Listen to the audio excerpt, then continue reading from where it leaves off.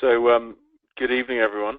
First of all, I wanted to thank the Doctor's Choice team for setting this up, and then also, obviously, all the attendees for taking time out of their Tuesday evenings to listen. So, my name is James White. I'm the CEO of KBMO Diagnostics. I bought the company 5 years ago, and in that time, we've grown from certainly well under 20 providers using the test at well over 2,500 today. So what I'd like to do is share with you a little bit about the test, the whole area of food sensitivity, how we're unique, and some experiences of some existing providers who are very happy with the results and the outcomes they're seeing from the test.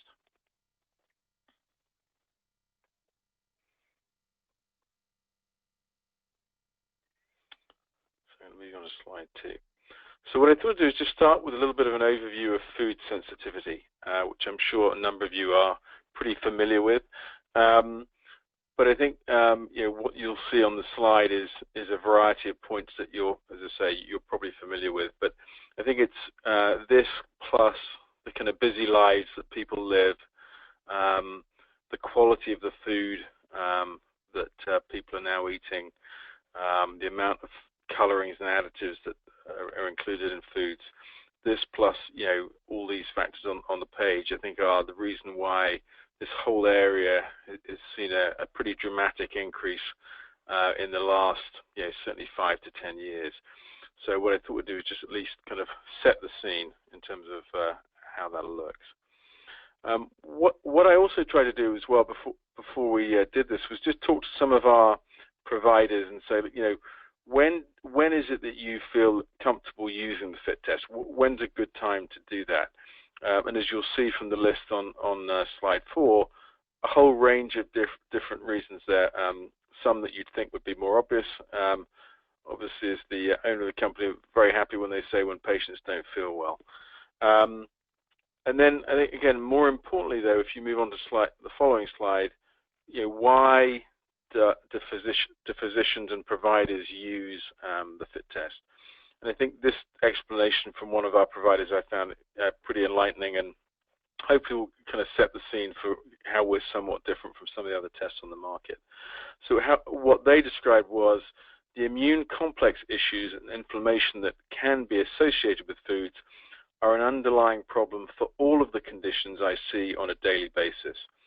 So if you think about, what does that mean from a FIT test perspective, we're the only company in the marketplace that is looking at immune complex. So we look at IgG 1 through 4, and then we also measure C3d in terms of to kind of measure the inflammatory pathway. And that enables us to really zero in on the key foods of interest. So it enables us to, I think, eliminate a lot of the false positives that you might have seen more traditionally with the IgG-only tests that typically suffer from, as we all recognize, there's multiple reasons to have elevated IgG, and so hence why you see so many false positives. So by having a multiple pathway approach, and also allied to that, the fact that we're looking at gut permeability by looking at Candida at the same time, it gives us a really unique position in the marketplace to give this kind of response that this physician or practitioner gave to us in terms of how our test helps in their day-to-day practice. The following slide really about the immune complex formation is really gets a little bit to the heart of why we considered looking at immune complexes and the whole complement activation. So if you think about how the food passes through the tight junctions into the bloodstream, there's obviously a number of things that are well understood: T cell, B cell activation, IgG activation takes place. But again, I think the smarts and brilliance of our technical founder, Dr. Brent Dorval, was looking at how do we look at it from an immune complex standpoint? On the basis you've got the immune complex deposited in the tissue, complement gets activated, and then that's causes inflammation. So his smarts is really looking at how do we capture that in a way that measures IgG, which is clearly important, but also adding to that part of the jigsaw, the inflammatory component, which is the complement activation, which we measure via the C3D marker. So that's, again, just harping a little bit about this multiple pathway approach. But I think, as in most things in life, there's very few things that there's a single bullet that fixes all. So I think our thought here was, if you can look at multiple pathways, then that enables you to have a much better opportunity to be more accurate and precise with the types of food that we're expecting a patient to eliminate from their diet, and do it with a much higher level of certainty than something maybe as broad as IgG on its own. So again, back to intestinal permeability. If you look at the following slide, an intact intestinal barrier is therefore critical to normal physiological function and prevention of disease. And so I think that, if you think about what we're trying to do with food sensitivities, our test, in essence, it's a tool in the hands of a good provider or good practitioner, where we're really trying to heal the gut. And I think this statement from this paper really helps kind of seal that, in terms of explaining to you, look, what we're trying to do is, we're not an elixir of life. We're trying to work with good providers who understand that if you can make sure that that patient's intestinal barrier is intact via understanding which foods are causing an issue or an inflammatory response, as with our test, then that will help you dramatically help the patient. So again, we've explained what's wrong with having increased intestinal permeability. Clearly, it leads to disease. And so what we've tried to do to highlight in this following slide is looking at some of the conditions associated with increased intestinal permeability, whether that be the migraines, celiac disease, psoriasis. And we've had a number of patients present with all of these things, and again have seen some pretty dramatic improvements based on following an elimination diet and following the good advice of good providers who have got on board and are using our test. This slide just shows some of the sources of those previous diseases and conditions, and the slides will be available afterwards, so you don't have to write these down. So again, increased intestinal permeability is obviously quite important. And so what we've tried to look at is, when you look at that and food intolerance, as I was kind of alluding to earlier, there's a very high crossover in terms of, patients with food intolerance stroke sensitivity have, 50 to 100% have increased intestinal permeability. So again, there's a very clear link that if you've got food sensitivities going on, that probably means you've got intestinal permeability going on, which, as we've seen from the previous slides, that's not a good thing, because that causes disease. So, understanding and testing for food sensitivities and food-induced inflammation is critical for your practice and, more importantly, for your patients. So what we want to do, again, is look at some of the definitions of food allergy. You can see here the classic IgE. Classically, when you talk to the Institute of Allergy and Infectious Disease, they talk about 4 to 8% of the population, the U.S. population, have some kind of allergy going on. Then when they talk about IgE food intolerance as a whole, they think that number goes up to about 12%. What's slightly alarming, or not, depending on how you look at it, is when they then are asked about what proportion are allergies, up to 90% of presumed food allergies are not allergies, and that's not nut but not allergies. So again, I think the conservative estimates suggest a third of the U.S. population is suffering from some kind of reaction to food, and I think if you read the literature, that number probably goes up. So as you can tell, this is a large issue, and you'll, I'm sure, be fully aware of that just in terms of what you see in your practices, in terms of what comes into your waiting rooms, and what you see in terms of from patients presenting to you on a daily basis. So again, what I thought we'd do is look at, again, some definitions from IFM. This is a slide that I've used from Dr. Joel Evans, who, again, is a faculty member at IFM, who uses our test on a regular basis and also talks for us. He's found this a very useful way of just trying to give a sense of where things stand. So there's food allergy, which obviously people are very familiar with in terms of IgE, but we're really more focused on the food sensitivity in terms of looking at delayed hypersensitivity, where you can see a delay of up to 72 hours before the symptoms can occur. So this chart just really shows you, again, I think the real difference between the IgE and IgG is really when you look at onset in terms of, as IgE, we all know, rapid prophylactic shock type issues with onset there, whereas the IgG is delayed up to 72 hours, as I just mentioned on the previous slide. So again, when we look at IgG, makes up 75% of the immunoglobulins in the system. There's 4 subsets, obviously the 1 through 4, and we test all of them. Has a half-life of 21 to 23 days, and that gives some credence and some reality check on why people typically are looking for elimination diets to be at least 3 weeks, just because of the half-life of IgG. So again, we typically recommend 4 to 6 weeks in terms of what we're talking about. But again, that's really the homolysis for it is the 21 to 23 days half-life of the IgG. So again, some of the symptoms, and we've had a number of patients present with a number of these different, whether it's systemic, digestive tract, joint, muscle issues, and followed elimination diets and seen some great improvements. So we've added some testimonials on our website recently, and I think covers a lot of these in terms of how that looks. So again, these will be familiar with you in terms of some of the symptoms associated with IgG reactions. One of the other things which I think has been very encouraging in this area has been the number of clinical papers that have been published.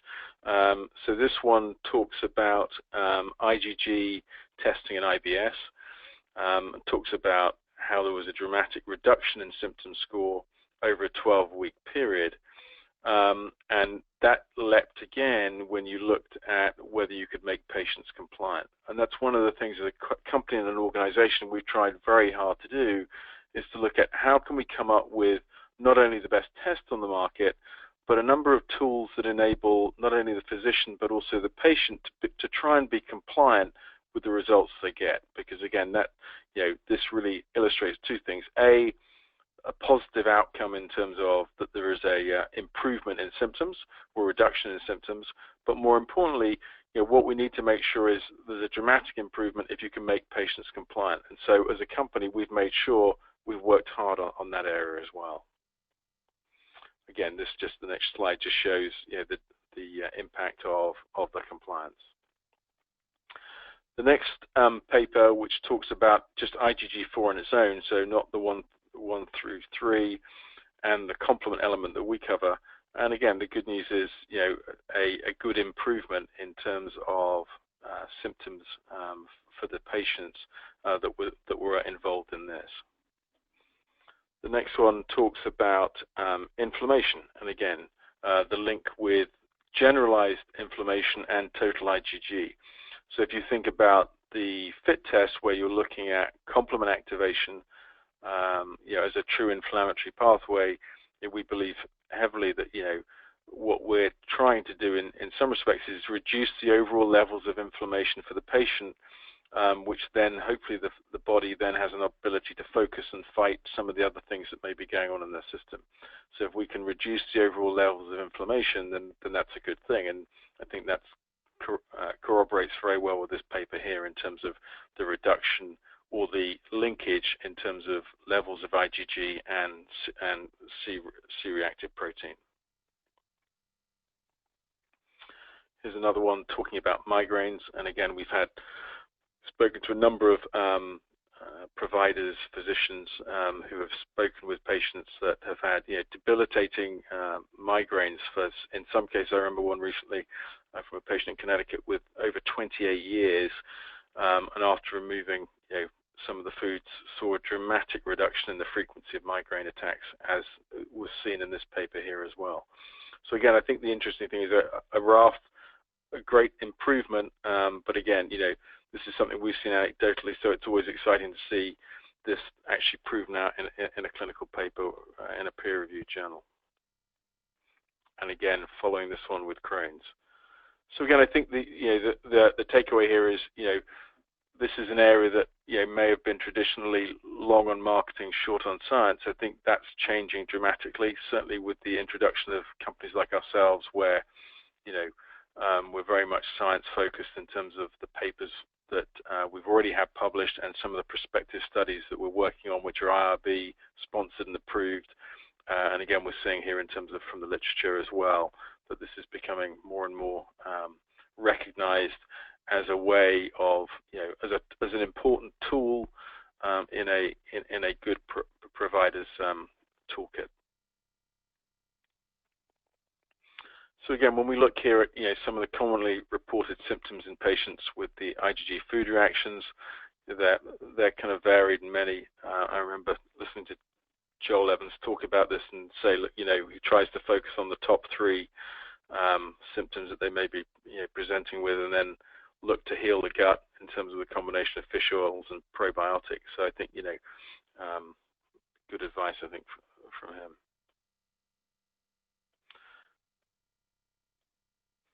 So again, when you look at typically the IgG testing and treatment, it's typical of the elimination of the reactive foods for at least 4 weeks, and that again harks back to the half-life of the IgG that we described earlier. In some cases, you may see the response get worse before it gets better. And if a test shows reaction to many foods or candida, then you may consider the underlying intestinal permeability issues may be there. So typically, if many foods come up, then that's typically a sign of leaky gut, and/or, for example, on our test, if the candida is high, then we would probably describe that as a bit of a canary in the coal mine of something that might be going on as well. So again, I think in summary, testing has demonstrated clinical utility from some of the clinical papers that are out there now. Testing may improve adherence, and again, I think, as I mentioned, we're certainly as an organization trying to look at ways of, whether that be through technology and apps and personalized meal plans, looking at ways that we can not only have the best test on the market, but make sure we're giving patients as many opportunities of being compliant as possible. And then again, the elevation of IgG may be evidence of underlying inflammation. And again, I think that's why it's so important with our tests that we're not only just measuring IgG, and as we all know, there's multiple reasons to have elevated IgG, but by measuring the C3d, that's a true inflammatory marker and a good way of trying to make sure we can identify the key foods of interest for the patient.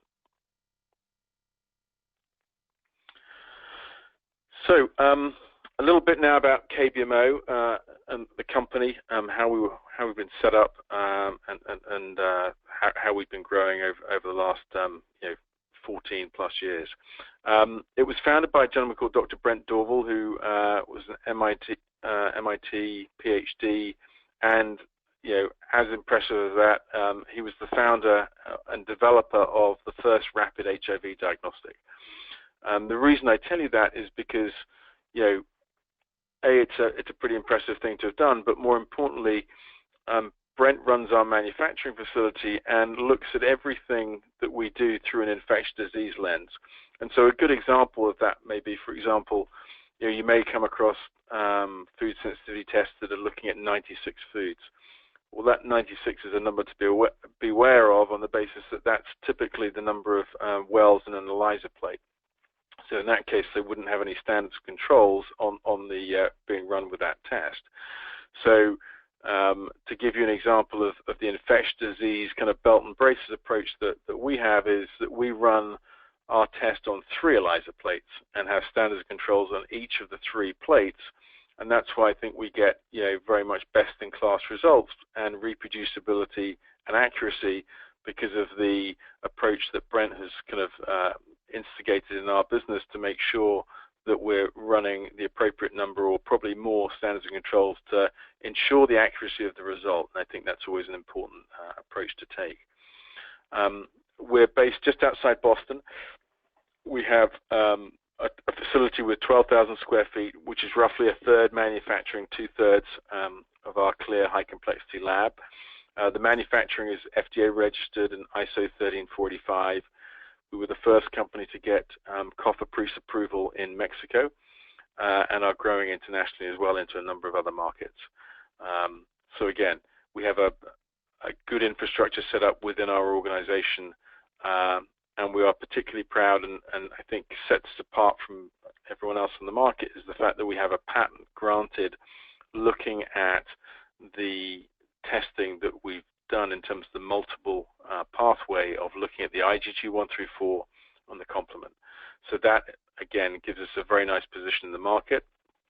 And more importantly, as we've grown the number of physicians, have seen some outstanding clinical outcomes based on the application of using IgG alongside the complement antigen as well.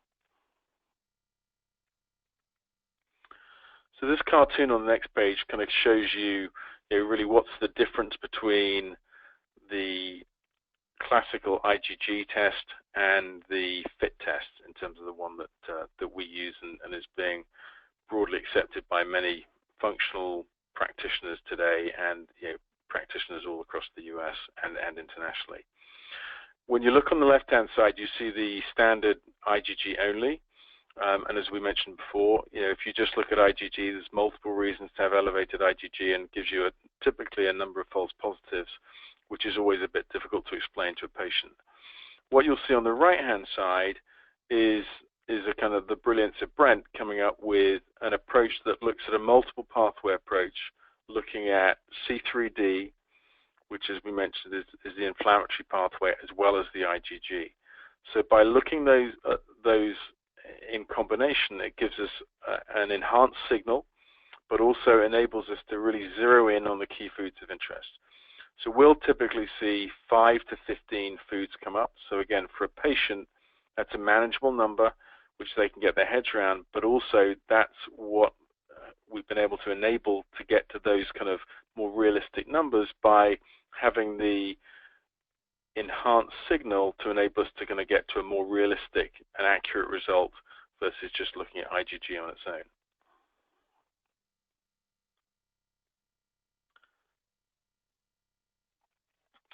So when you look at what we measure, we'll go into that in a little bit more detail on the next slide, but it's 132 foods, colorings, and additives, and we also include Candida, and we can talk a little bit more about that. We offer the option of a finger stick as well as a blood draw, and we can talk about the accuracy of that on that slide. And then also a very easy to understand patient report, and then as well as a personalized 7-day meal plan and an iPhone app and a Android app coming. So when you look at the list of 132 foods, colorings, and additives, the only reason I really bring it up there is because probably there's not many people are coming to you as providers on the basis they're eating too many greens, and it's not the processed foods that's kind of causing the problem. And so that's why we considered making sure we included a good list of colorings and additives, because that's typically what you see in most processed foods. The other thing just to point out is that, as I mentioned earlier, we measure the Candida, which is a really good canary in the coal mine for understanding is there some kind of leaky gut going on, especially if you think of the prevalences that we talked about earlier. The other thing that we do as well is that we measure whole wheat and wheat gluten. So that covers typically the 4 most prevalent gluten strains. So again, it gives, from a screening standpoint, this is a really good test to give the practitioner a good overview of what's going on with that patient, but without having to necessarily go to the nth degree of the 10 different types of gluten, which frankly most patients aren't that worried about. They want to know, are they gluten sensitive or not, and if so, then you can obviously go on to the next level of testing if so required.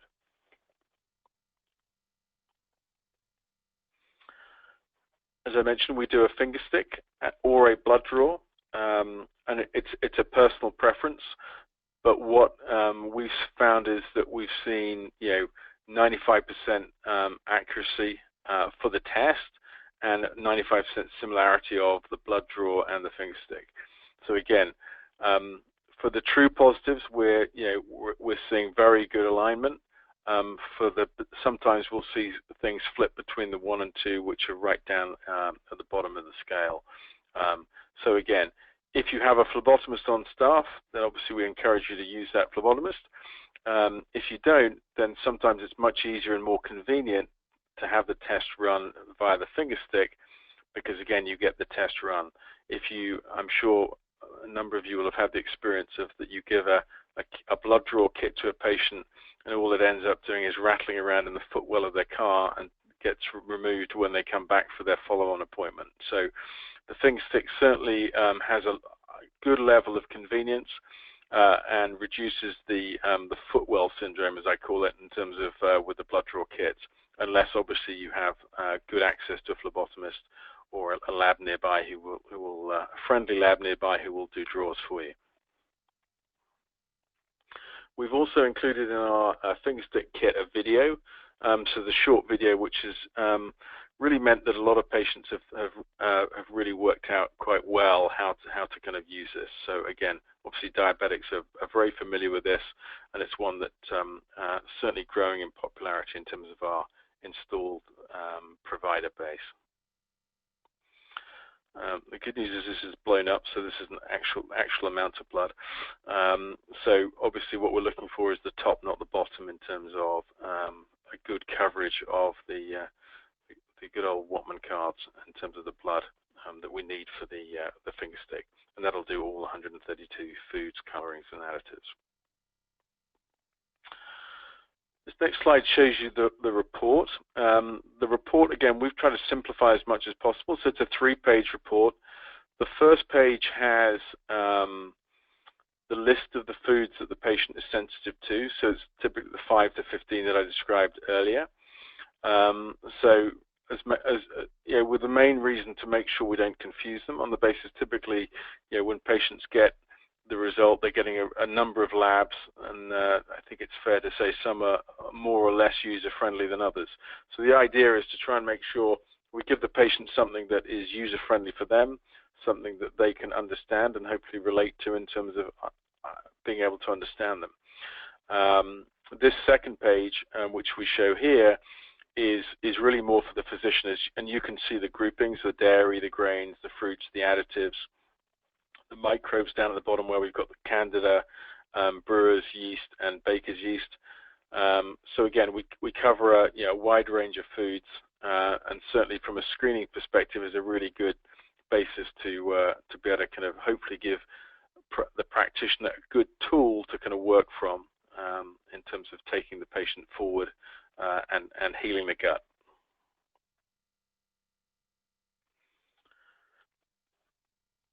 What we've developed, which I think is certainly best in class and first in class, is a patient app and also a patient meal plan.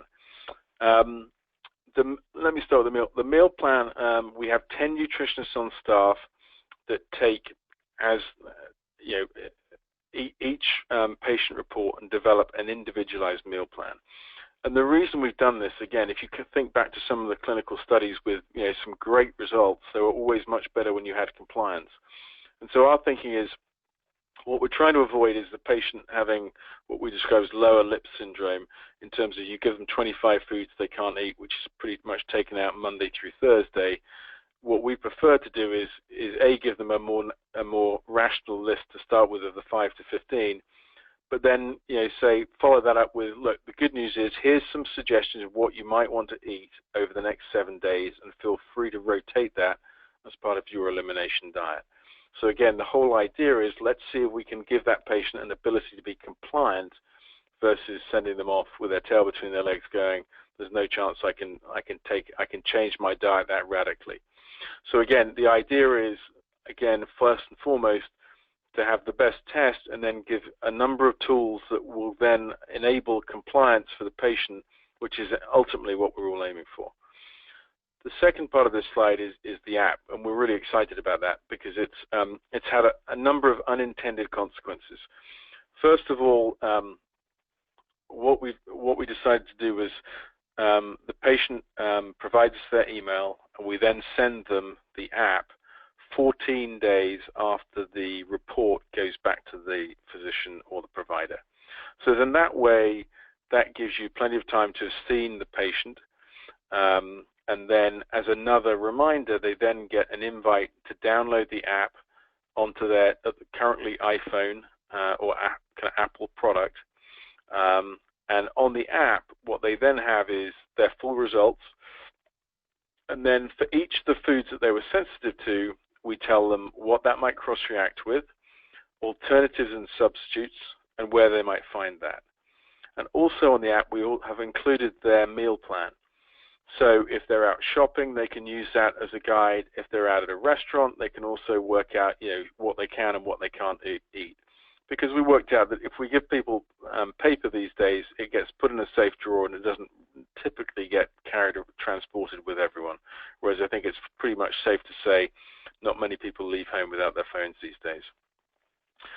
So what we've also found from an unintended consequence perspective was that this turns out to be a really good marketing tool for you, the provider, on the basis that what we found out is patients love to share with their friends and family their results, and that's pretty unusual, but this one seems to be a test that they love to tell their friends that they can or can't eat specific foods.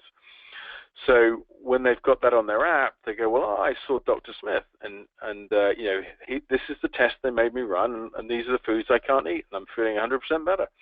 So we're going to cut the 100% better, but more importantly, it's a way of their talking to their friends and family about their test results. And as I say, a number of referring providers have told me that they've never seen anything quite like it in terms of the number of friends and family that they've come in asking for the food sensitivity test, which they've been thrilled about in terms of obviously growing the numbers in their practice.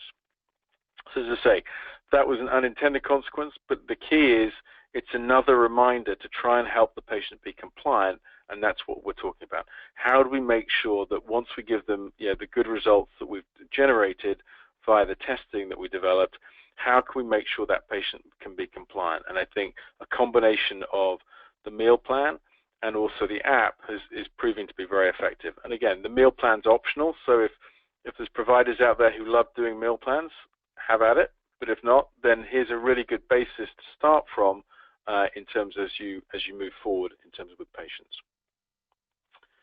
As I described earlier, we've started a 100-patient prospective study, which is IRB approved, and we're working with health partners in Southern California on that, looking at their IBS patients. And we're very excited that we're about a quarter of the way through in terms of enrollment on that. And again, excited to kind of hopefully on a future podcast or a webcast,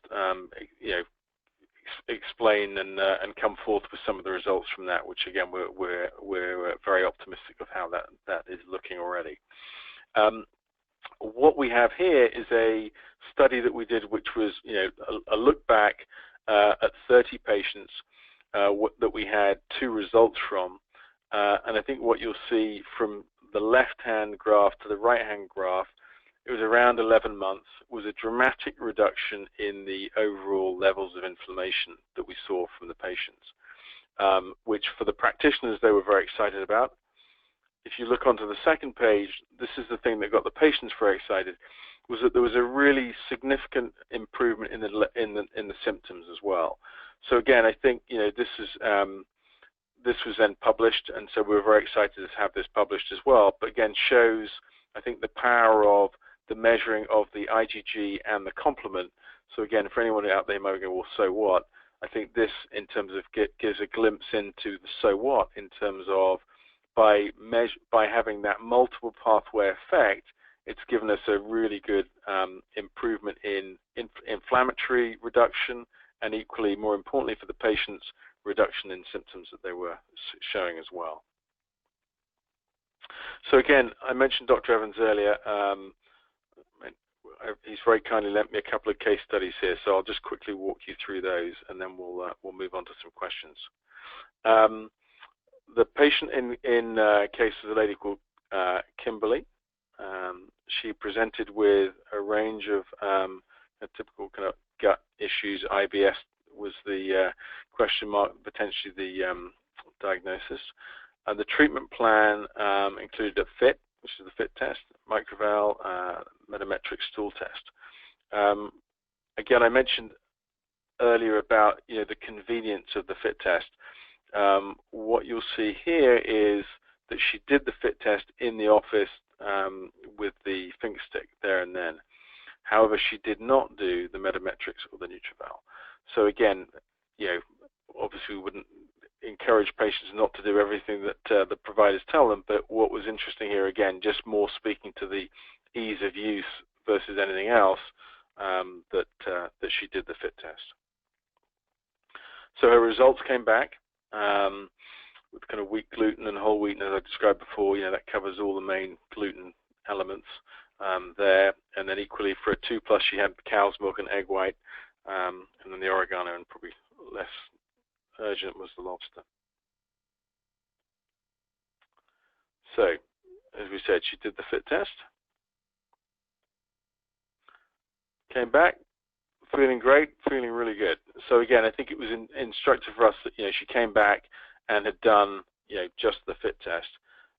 So if you just indulge me a moment, I'll try and see if I can get this working. You can hear her live, as it were. Well, not live, but recorded. Oh.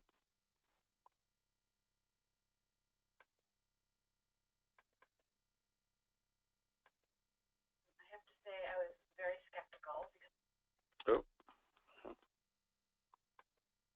I have to say I was very skeptical because on my own I was trying all kinds of dietary changes because I was just having problems with feeling unwell in my stomach over the course of the day, and it was interfering with my workout schedule and the rest of my life. So I came in and we ran a couple tests and found out which foods were problematic for me. And I also started a course of different supplements, and I feel like a new person. Like all of the stomach issues that I had before are gone. They're just not an issue any longer. And I feel I can count on waking up and feeling great every day. So that was a good one. So one more case here, and again, I'm sure Joe won't mind me borrowing this one and showing this one to you. Was a 22-year-old male who both his parents appeared at his college graduation. He'd had kind of worsening vitiligo over the months. Sometimes that happens in college. Both his parents appeared at his college graduation. His mother, who was a dermatologist, started to cry uncontrollably. I don't have a video of that, thankfully. But as you can see, the poor chap, clearly some issues going on there. So the father, who is an esteemed physician, decided that he should run a FIT test. So he did. And as you can see, he had a number of things come up. Some of the 2+ there, the kind of cow's milk and egg white. He was compliant. You can see as we kind of blow that out, the 3s and 2s there. 4 months later, you can see him on the right-hand side looking $1,000. So, and I'm sure Joel won't mind me mentioning that actually was his son. So, again, it's he was at that point using the test on a pretty regular basis, and I think he was a convert with what he'd heard and seen from a number of his patients. As you can imagine, I was very pleased to find that I've also got a new client who's a dermatologist signed up as well. So, so again, that was a good one in terms of a physician using it on a family member. So in terms of conclusions, again, the test is highly sensitive and accurate, and again, that's the multiple pathway approach that Brent invented and is proving highly successful from a clinical perspective in terms of looking at the inflammatory pathway through the C3D and then the IgG 1 through 4. Again, as I mentioned earlier, everything is done through the infectious disease lens, and as I mentioned, running it on 3 plates versus 1, multiple standards controls to to ensure the sensitivity and accuracy, more like a la the infectious disease world. Again, everything's done under ISO, and it's in an FDA registered facility. It's a patented technology, which ensures not only the provider but the patient are getting a best-in-class technology. As I mentioned earlier, we're getting some excellent clinical outcomes, demonstrating a significant reduction in symptoms from the paper we saw, and also anecdotally for a number of the practitioners I go and talk to and see around the country and internationally. And as I say, we're very excited for the prospective clinical that we're working on in Southern California to see some results coming out of that as well. And then again, we have a growing list of thought leaders that are adopting the test in their practices. And again, the nice thing for us has been, it's been a really good word of mouth story in terms of, so for us, it's extremely exciting to then now have the opportunity to partner with Doctor's Choice with the quality of provider that they have signed up under their membership, to see if we can increase the numbers of people and practitioners out there who are using our test. So to that point, the guys wanted me to now share with you the Doctor's Choice website, which I'm sure you're more familiar than I am. But let me just talk you through these slides. So again, in terms of looking to order the test, if you log in to www.doctorschoice.net at your members login, I'm just going to then flick you onto the next slide. If you look under members resources, you'll see the slides come through, and then on the next one, under the lab tests, you'll see the food inflammation test. And then if you click onto step 4, register to order, and test kits will ship within 24 hours of order placement. I would say if it's a weekday, then they'll ship on the same day we receive them. But I'll take the 24 hours if you guys are going to give it to me. And then the requisition form, just a quick reminder there, we need 2 signatures, one from you, the provider, and then one from the patient. And then the patient needs to fill in that middle block that's described, patient must fill in this section.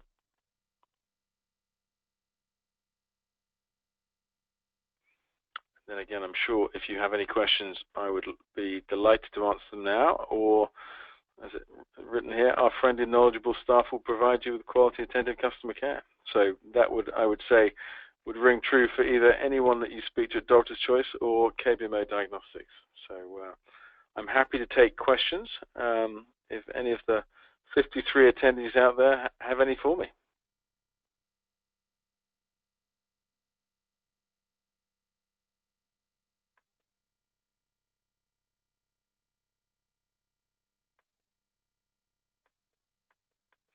I've got a few here. Let me start at the top.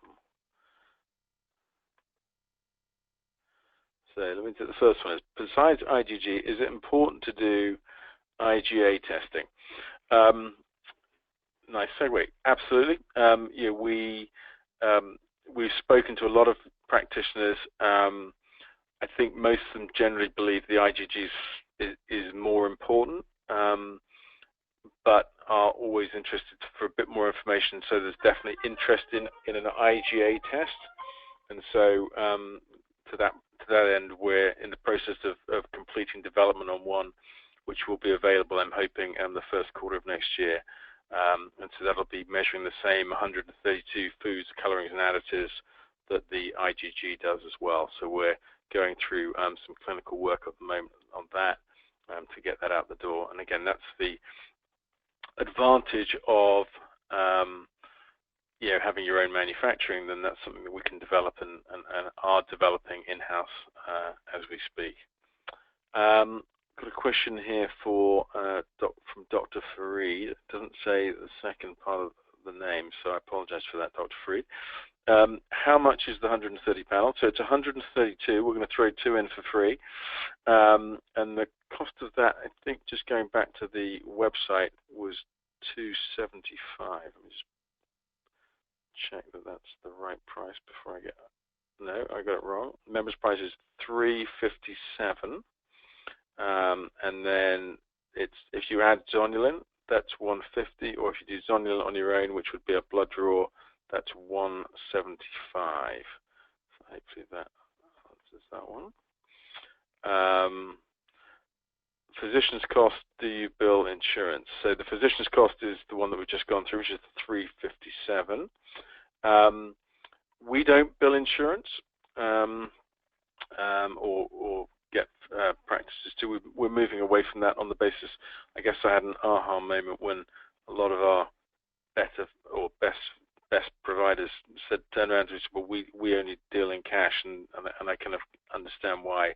And it's frankly a convenience thing for practices and ourselves, because again, as we're all aware, EOBs are complicated for patients. Some insurance companies cover, some don't. Just the myriad of complexity now that causes, our view is much easier to stay cash on these things, and that's certainly worked well in terms of we've seen an acceleration in partners and providers that we've signed up with. That was Doug. That Dr. Freed again, I think. Cash only. It would be good if I could blow this section up. What is the youngest patient should be? That was from John, I think. What is the youngest patient? I apologize if the secondary parts of these questions, it's quite difficult to blow this up for some reason. What typically Brent would say on that is, before they get to 2, their immune system isn't fully formed. So really before 2, you're really doing an IgG only test. You could obviously do that, but that's just generally the advice that we give people is, before the age of 2, then the immune system isn't fully formed. Another one, what is the price? Does insurance cover it? That's a popular thread there. Where can we see a listing of the foods tested? In the slide deck, which I think is in the resource section, which I just went through, or if you go to our website under either the provider section or the patient section at the bottom, there's a list of all the foods as well. And I think I'm pretty sure that that's also on the resource section under the FIT test on the Doctor's Choice website as well, plus an example of the report and a meal plan.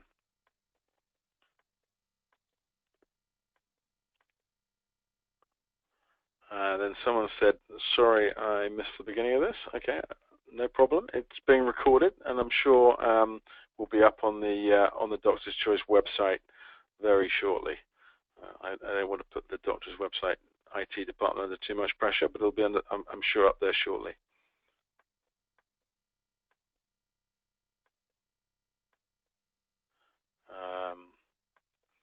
So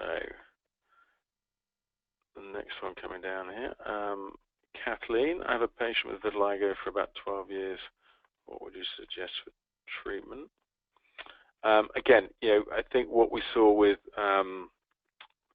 Dr. Evans' son, I think he eliminated the foods, and that was where that was the start and kind of almost finish for him in terms of it worked so well. So we can't obviously, we never guarantee anything, but I think that was a good example, and so it's probably worth worth a go in terms of seeing what the outcome would be in terms of for that patient. So next one is, hello, I'm a health coach in New Jersey. Not sure if I can request the test. Absolutely.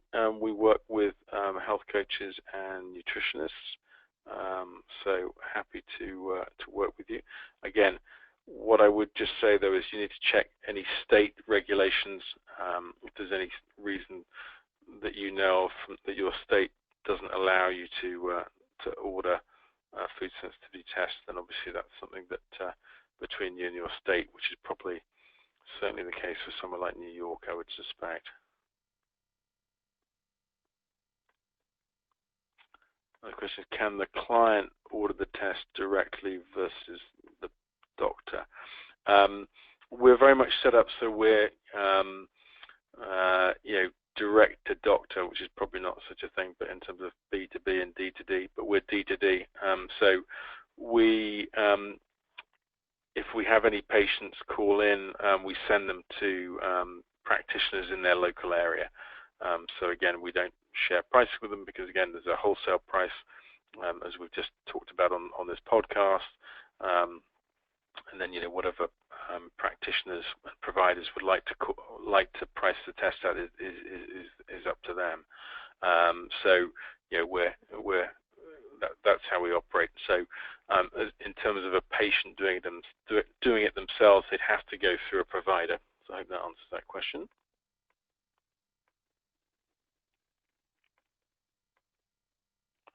Does the test include total IgG? No, it just includes, obviously it's a result for each of the individual foods. So we don't do a total IgG on top of that. By the time the blood draw is done, how long does it take to get results? So we use FedEx across the US. So typically a blood draw is overnight. The finger stick is overnight in New England and 2-day for the rest of the country. I'm working hard on FedEx to give us overnight all over the country.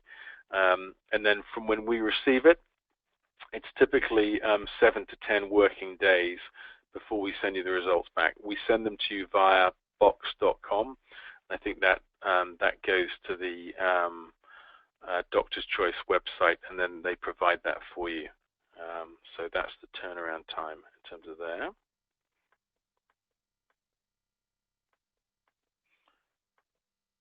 Hang on, this is a longer question. Let me just read this for you. There's a lot of food sensitivity tests that all claim to be good at finding the things that patients are sensitive to. How can we get experience with the test? With the not inexpensive test. So with the test. I would say, you've got to give it a try in terms of try and find a patient that you think would fit well for this kind of testing. We always like to encourage you to give us your toughest ones because we're pretty confident of the outcome that we've had in terms of, as I say, over 14 years of Brent, but certainly 5 years of myself and a growing number of practitioners, all good people looking at the test and coming up with their own conclusions, and having someone like a Joel Evans also get involved and speak about the test. So we'd encourage you to try it on one of those patients and see how we get on.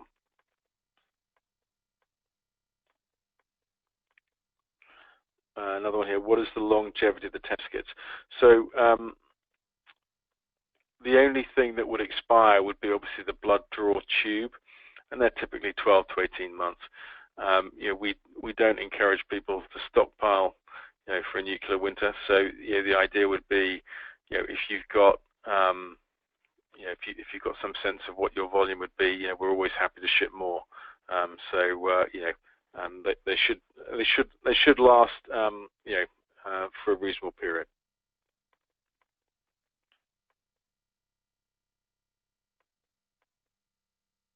The question is, if a patient wants to redo the test after the elimination diet, is it another $357?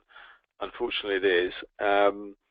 What we've typically see people do is probably test every 8 to 9 months, not more frequently than that, just in terms of giving your body a chance to recover, and also going through the elimination diet and then the reintroduction of foods and things like that. So it's rare that someone should do it more frequently than that.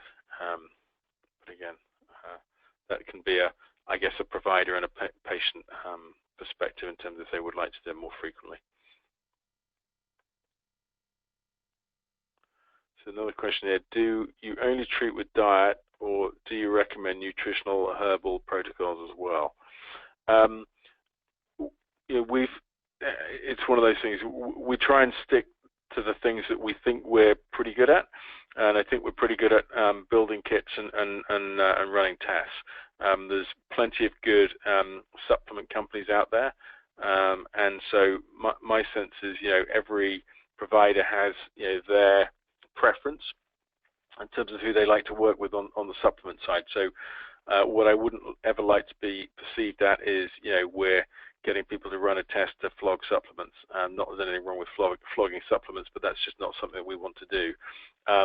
But equally, I think this test should be perceived as a very useful tool for the provider to be able to have a pretty clear roadmap of what supplements that the patient should be on from a personalized test like this. So that's the way we envisage most supplement sales going on the back of our test. Is it gives the provider a bit of a roadmap. If there's lots of foods up, and there's probably some level of leaky gut, as we described earlier. If there is, a few foods there which are high in terms of 4+ or whatever, there may be good levels of inflammation. So most providers would know exactly what or have protocols that they'd like to use for that. So it's really a horses for courses in terms of what you would prefer to do. But no, we're not going to be in the market for supplement sales. Click down. So if you already answered this in the presentation, difference in results and or accuracy between blood draw and finger stick. Not being an MD, I don't do blood draws. I did, but that's okay. We did answer that question.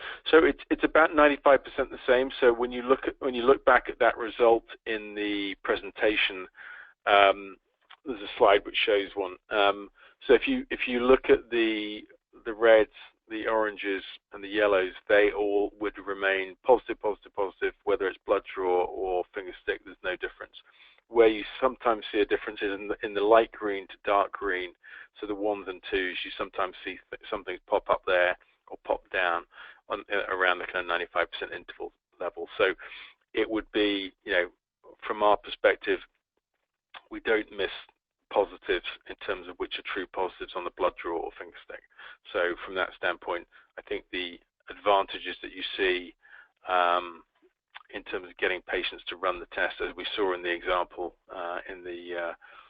with the video clip from the patient there, she just ran the finger stick, so that advantage certainly helped Joel Evans immeasurably in terms of trying to get her treated.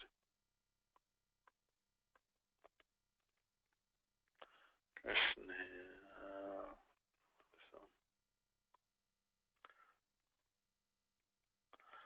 Are the false negatives when IgG is not sufficient? No, because you're looking at multiple. So you're looking at IgG and complement. So if there's a particularly high C3d level, then that would come through.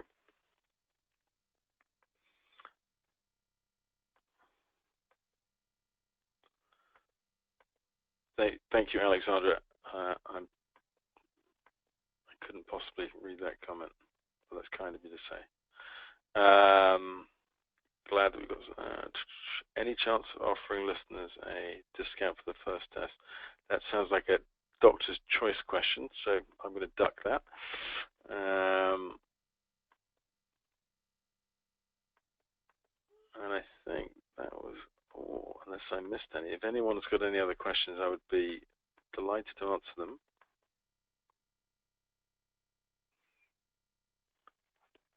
I probably butchered this technology because I can only see a slither of the words coming through.